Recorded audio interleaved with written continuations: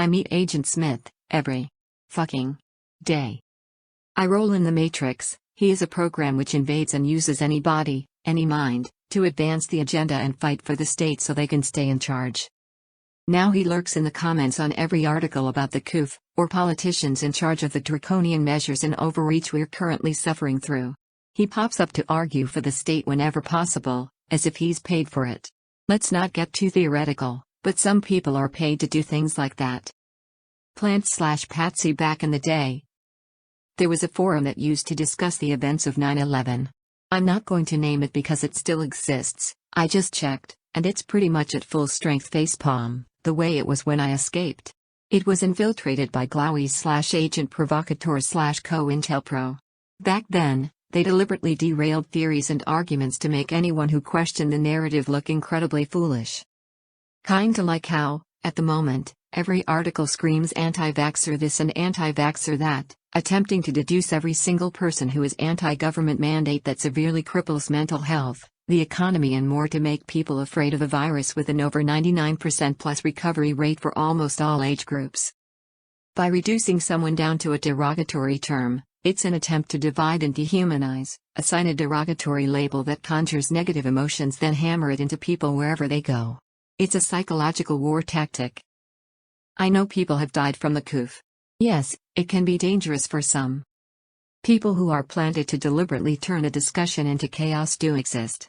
I'm not sure how prevalent they are in my country right now, but several have been outed in the past. I recall a story about law enforcement, I think it was about corruption, or not doing something aligned with procedure, and a bunch of other cops using different names, starting fights with other commenters, then being found out by internet sleuths. Money changes hands to push agendas and win grants. Never forget. Sites in the style of Kijiji/Gumtree. You can rent a crowd of people to turn up at events and act as protesters or supporters, etc. The comment section isn't just full of ignorant morons but also deliberate moronic points of view. Bots. We live in an age where bots can have their own argument and encourage each other in the comment sections under videos. Sometimes you'll notice gibberish that barely makes sense to anyone but the other commenter they are playing off. Creepy. Useful idiots. People who genuinely believe they are saying the correct thing. Trying to shoot down anything that strays from the narrative they believe.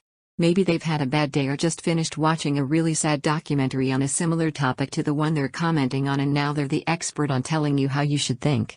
This one is sad and one of the worst because they mean well but they're just stupid. They get very defensive when you force them to, almost, see their own cognitive dissonance.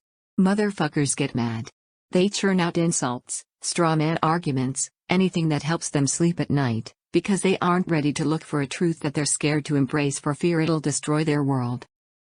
They spend time arguing with you, tagging you, calling you back, for days, to a flippant comment you may have made, thinking you had the same rights as them to voice an opinion.